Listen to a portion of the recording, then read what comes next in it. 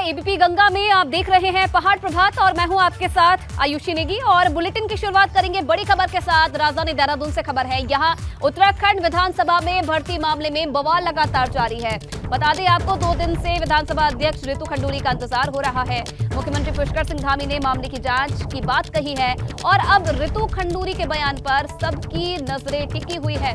पूरे मामले को लेकर विपक्ष की तरफ से भी लगातार जो है बवाल किया जा रहा है और अब रितु खंडूरी के बयान पर सभी की जो निगाहें हैं वो टिकी हुई है। एक तरफ मुख्यमंत्री पुष्कर सिंह धामी ने इस पूरे मामले में जांच की बात कही है, तो वहीं 2 दिन से इंतजार हो रहा है कि आखिरकार जो रितु खंडूरी हैं विधानसभा अध्यक्ष वो क्या फैसला लेती है। तो देखिए, उत्तराखंड को यूपी से अलग हुए 22 साल होने जा रहे हैं, मगर इन 22 साल के भीतर ही प्रदेश में भ्रष्टाचार की जड़ें काफी गहराई तक जम चुकी है। विधानसभा में हुई नियुक्ति में धांधली की परतें जैसे जैसे खुलती जा रही है, वैसे वैसे नेताओं के करीबियों को नियुक्ति देने का खुलासा भी हो रहा है। और यही वजह है कि पहाड़ पर भर्ती घोटाले को लेकर अब भूकंप सा आ गया है।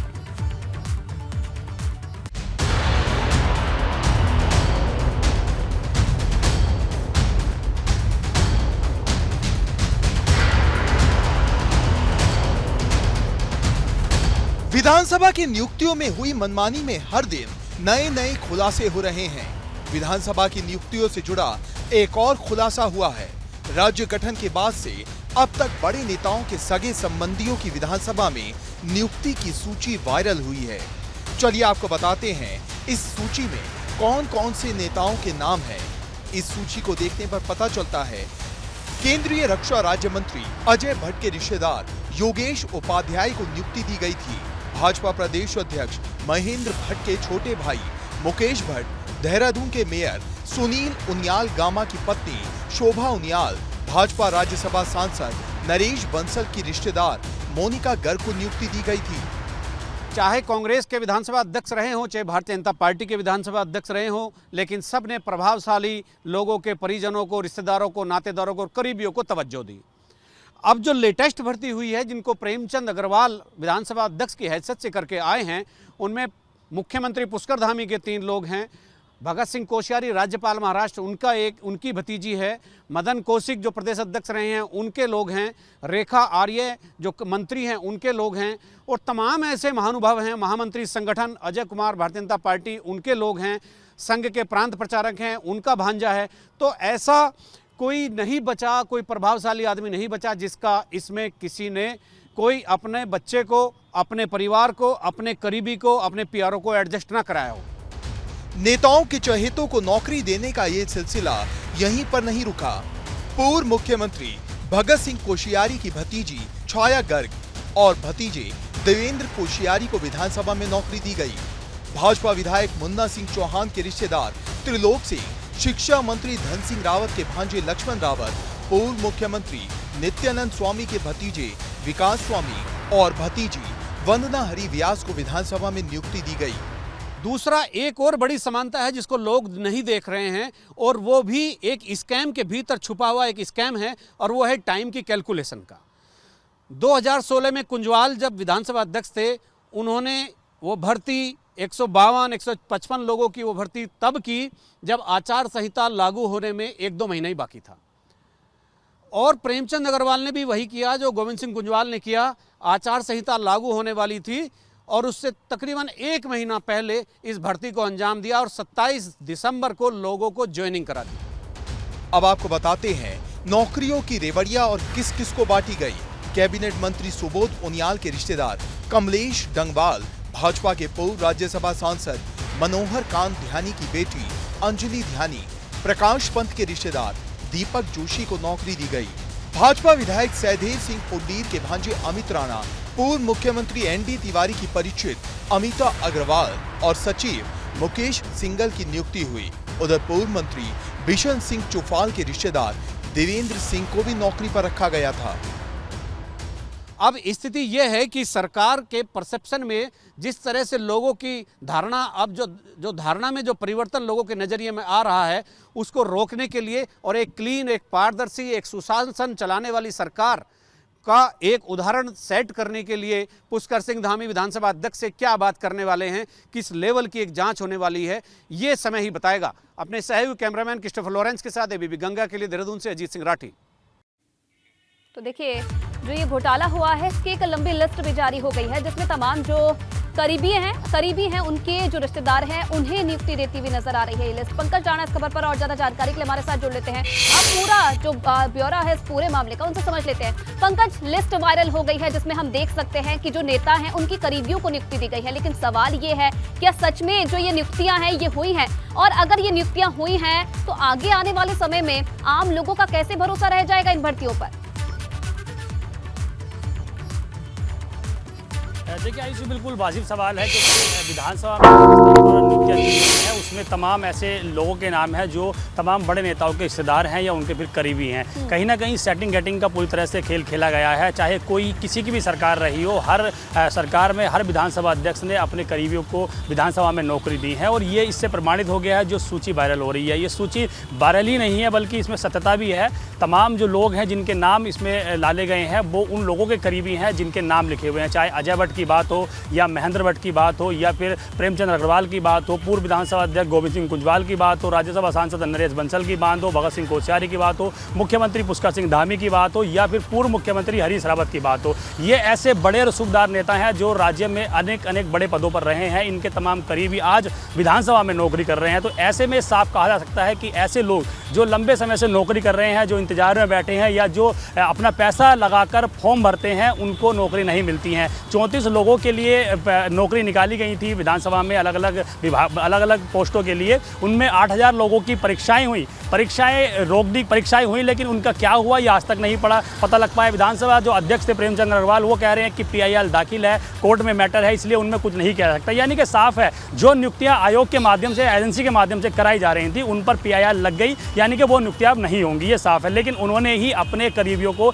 विधानसभा में नौकरी दे दी। अब ये मामला पूरी तरह से पॉलिटिकल हो गया है। भाजपा और कांग्रेस की सरकारें उत्तराखंड में रही हैं, वो पूरी तरह से अब एक दूसरे पर आरोप लगा रहे हैं, लेकिन जांच की बात आगे नहीं बढ़ रही है। जांच इसलिए नहीं आगे बढ़ रही है क्योंकि देखिए विधानसभा अपनी एक इंडिपेंडेंट बॉडी है, हर तरह से कानून विधानसभा बनाए जाते हैं। उत्तराखंड में जो भी चीज़ें लागू होती हैं वो विधानसभा में विधायक बैठकर बनाते हैं। विधायक विधानसभा में कानून बनाते हैं, वही विधायक कानून भी तोड़ते हैं, वही मंत्री कानून भी तोड़ते हैं। वो विधानसभा में जीता जागता उदाहरण भर्तियों को लेकर साफ कहा जा सकता है। अब इंतजार हो रहा है विधानसभा अध्यक्ष क्योंकि वो कनाडा दौरे पे थी, दिल्ली पहुंच गई हैं, रविवार को दिल्ली आ गई हैं। उनका यहाँ इंतजार है कि वो क्या करती हैं आगे। देखिए रितु खंडूरी का इंतजार इसलिए हो रहा है क्योंकि रितु खंडूरी के पीछे उनके पिताजी का नाम भुवन सिंह खंडूरी का नाम जुड़ा हुआ है, जो उत्तराखंड के मुख्यमंत्री रहे और ईमानदार छवि उनकी रही है, और रितु खंडूरी को भी उनकी छवि के रूप में ही उत्तराखंड में देखा जाता है। तो इसलिए उनका बेसब्री से इंतजार हो रहा है कि वो आकर क्या निर्णय लेती है कि उत्तराखंड में जो भर्तियां हुई हैं उनकी जांच होती है या फिर उनको निरस्त किया जाता है। ये एक बड़ा महत्वपूर्ण सवाल है। तो अभी उनका इंतजार हो रहा है। ये जानकारी मिली है कि वो अभी दिल्ली में है, उनके घर पर पूजा पाठ हो रहा है। संभवतः कल या परसों वो देहरादून आएंगी,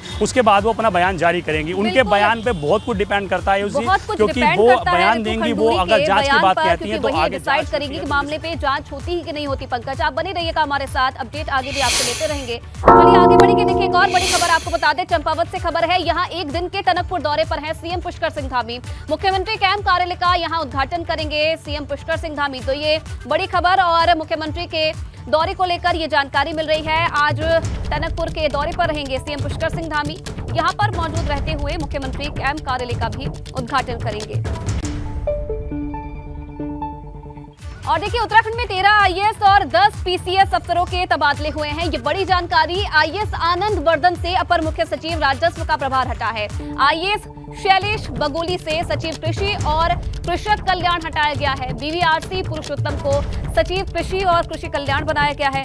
सचिन कुर्वे की बात की जाए तो सचिव खाद्य नागरिक आपूर्ति विभाग हटाया गया है इन्हें। सचिव कुर्वे से आयुक्त खाद्य विभाग भी की जिम्मेदारी भी ले ली गई है। सचिव कुर्वे अब सचिव राजस्व बन गए हैं। उपाध्यक्ष मसूरी देहरादून विकास प्राधिकरण से IAS ब्रिजेश पाठक को हटाया है। अब ब्रिजेश पाठक को सचिव खाद्य नागरिक आपूर्ति की जिम्मेदारी दी गई है। PCS मनीष बिष्ट की बात की जाए तो उप जिलाधिकारी चंपावत से ने हटाया गया है और अब उप जिलाधिकारी उधम सिंह नगर मनीष बिष्ट को बनाया गया है। अरविंद कुमार पांडे को और सचिव मानव अधिकार आयोग बनाया गया है। तो ये वो 10 नाम PCS के और 13 IAS के नाम जिनके तबादले देर रात को किए गए हैं। और चलिए पंकज लगातार हमारे साथ बने हुए हैं। पंकज, 10 पीसीएस और 13 आईएएस के तबादले किए गए हैं, क्या जानकारी और फिलहाल इसे लेकर मिल रही है?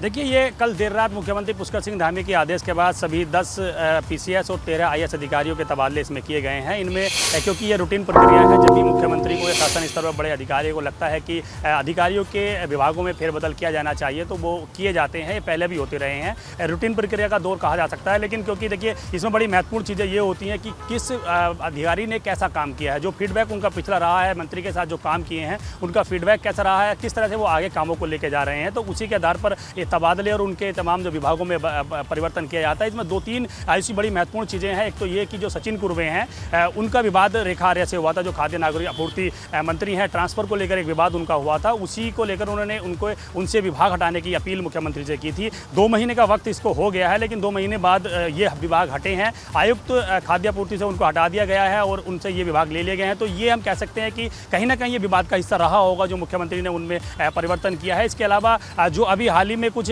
पीसीएस अधिकारियों के प्रमोशन हुए थे, उसमें बंशीधर तिवारी का नाम भी था। उनको सूचना महानिदेशक का अतिरिक्त प्रभार भी दिया गया है, क्योंकि वो डीजी एजुकेशन भी है, उसके साथ साथ उनको भी ये प्रभार दिया गया है। इस तरह से तमाम अधिकारियों के विभागों में फेरबदल किए गए हैं और ये फेरबदल इसलिए भी किए जाते हैं कि और बेहतर तरीके से काम आगे किया जा सके मंत्रियों की, क्योंकि कई मंत्री ऐसे हैं जो लगातार मुख्यमंत्री से अपील करते हैं कि अधिकारी से उनका समन्वय नहीं बन पा रहा है, तो इसीलिए ये परिवर्तन किया गया है। शैलेश बगोली जो कृषि एवं कृषि कल्याण विभाग उनके पास था, वो गणेश जोशी के सचिव थे और उनके ही साथ रहते थे, उनके ही मतलब विभाग के सचिव थे, और ऐसे में अब बीबीआरसी पुरुषोत्तम को दिया गया है। तो ये तमाम चीजें बदलाव का इशारा ये कर रही हैं कि आगे बेहतर तरीके से काम हो सके। जी चलिए, एक रूटीन तबादला इसे माना जाए जो ये तबादला किया गया है 13 आईपीएस का और 10 पीसीएस का। बहुत धन्यवाद आपका तमाम जानकारी देने के लिए। तो देखिए, भाजपा प्रदेश अध्यक्ष महेंद्र भट्ट 2 दिन के चमोली दौरे पर हैं और प्रदेश अध्यक्ष बनने के बाद पहली बार महेंद्र भट्ट अपने गृह जनपद के दौरे पर पहुंचे हैं, जिसे लेकर कार्यकर्ताओं में खासा उत्साह देखने को मिला।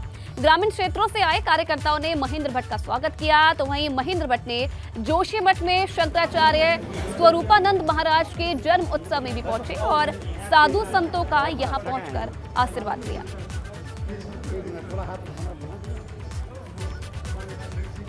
तो 2 दिन के अपने चमोली दौरे पर महेंद्र भट्ट पहुंचे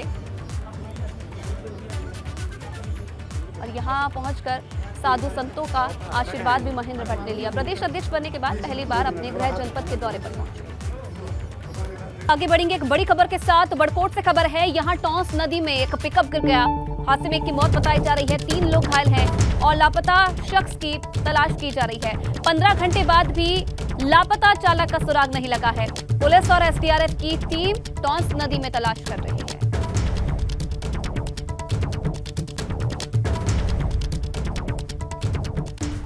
और देखिए, इधर रुद्रप्रयाग में तेज बारिश का कहर लगातार देखने को मिल रहा है। केदारनाथ हाईवे के पास पहाड़ी से कार पर मलबा गिर गया। कार सवार 2 लोगों ने बमुश्किल अपनी जान बचाई है। हाईवे पर गाड़ियों की आवाजाही भी ठप हो गई है। मौके की तस्वीरें आप देखिए, किस तरीके से तेज बारिश का कहर रुद्रप्रयाग में देखने को मिला। यहाँ अचानक से केदारनाथ हाईवे के पास पहाड़ी से ये मलबा गिरा और बमुश्किल लोगों ने इस मलबे से अपनी जान बचाई। और देखिए, बड़कोट में यमुनोत्री धाम पैदल मार्ग की बेहद खतरनाक तस्वीर सामने आई है, जिसमें पैदल मार्ग पर यात्री जान जोखिम में डालकर सफर करते नजर आ रहे हैं।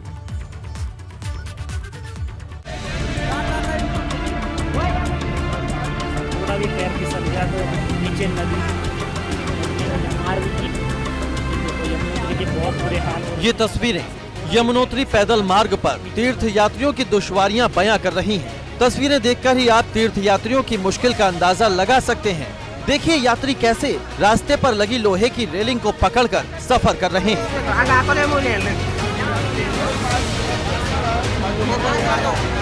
पैदल मार्ग की सबसे खराब स्थिति भनेली घाट के पास है। इस जगह पर एक वैकल्पिक रास्ता बनाया गया था, मगर ये रास्ता अब खस्ता हाल हो चुका है, जिससे सफर करना जोखिम भरा है। पैदल मार्ग जो टूटा था वो पूरी तरह से क्षतिग्रस्त है, लेकिन अभी तक प्रशासन के द्वारा और पीडब्ल्यूडी के द्वारा, जो लोक निर्माण विभाग जो संस्था है यहाँ पर कार्यदायी संस्था, उसके द्वारा अभी तक यहाँ पर कोई भी कार्य शुरू नहीं किया गया। वैकल्पिक मार्ग जो बनाया हुआ है आपने, वो भी मुझे नहीं लगता है कि वो कोई मतलब चलने लायक है, वहाँ पर पैदल यात्री का चलना भी दुश्वार हो रखा है, जो पैदल मार्ग बना हुआ है। अब आपने 7-8 लाख लगाया, 10 लाख लगाया, भगवान जाने 5 लाख लगाया, लेकिन कम से कम मार्ग तो ऐसा बने, छोटा स्टे बने और चलने लायक तो बने। लोगों की माने तो मार्ग को टूटे हुए महीने भर से ज्यादा का वक्त हो गया है, लेकिन अब तक इसकी मरम्मत का काम नहीं हुआ, जिससे प्रशासन भी सवालों में है।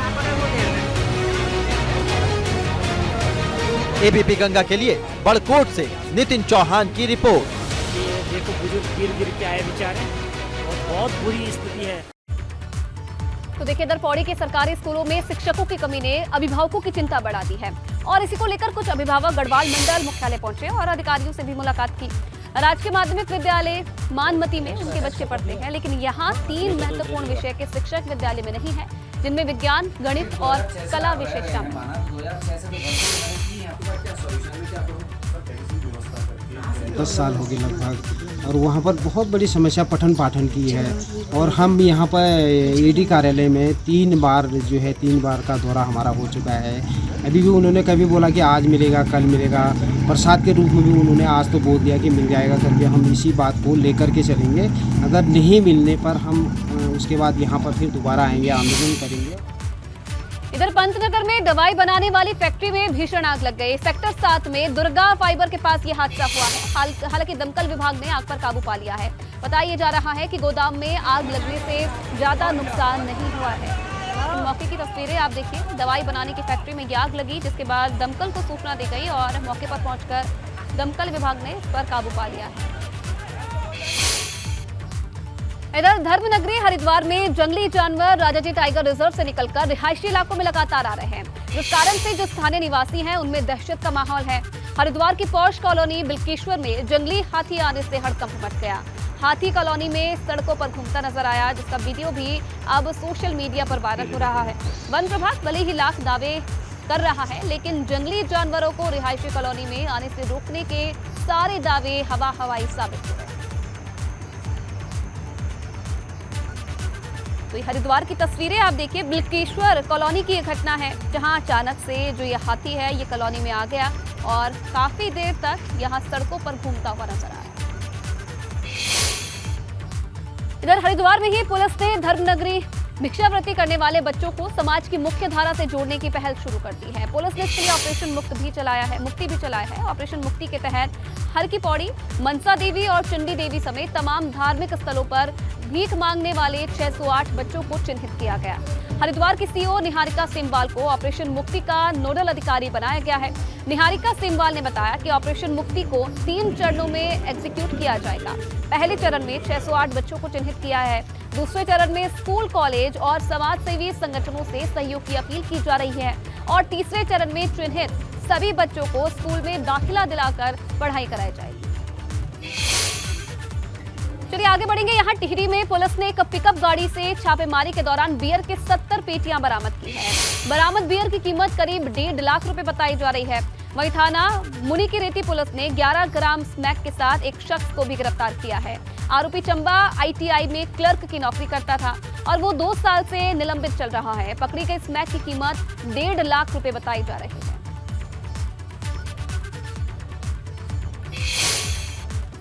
और पिथौरागढ़ के अल्ट्रासाउंड सेंटर्स पर प्रशासन की जांच चल रही है। दरअसल भ्रूण लिंग परीक्षण की जांच शिकायतों के बाद प्रशासन की सभी अल्ट्रासाउंड सेंटर्स की CCTV फुटेज और दस्तावेज की जांच कर रही है। इसके साथ ही शहर के तमाम जो अस्पताल हैं वहां पिछले 1 महीने के CCTV फुटेज और रिकॉर्ड्स को भी खंगाला जा रहा है। इन दिनों से हमारे द्वारा जो नगर के प्राइवेट हॉस्पिटल है जिसमें लिंग परीक्षण की जांच होती है, तो इसकी जांच की जा रही है। और हमारे द्वारा बिस्ट हॉस्पिटल है और डॉक्टर पुनेटा महिला हॉस्पिटल और हिल टचिंग है, इसकी जांच करें। और इन हॉस्पिटलों से पिछले 1 माह का जो भी इसमें CCTV उसमें वो है, वो उसका रिकॉर्ड लिया जा रहा है। और चलिए इसी खबर के साथ पहाड़ प्रभात में फिलहाल इतना ही। तमाम खबरों के लिए आप बने रहिए ABP गंगा के साथ।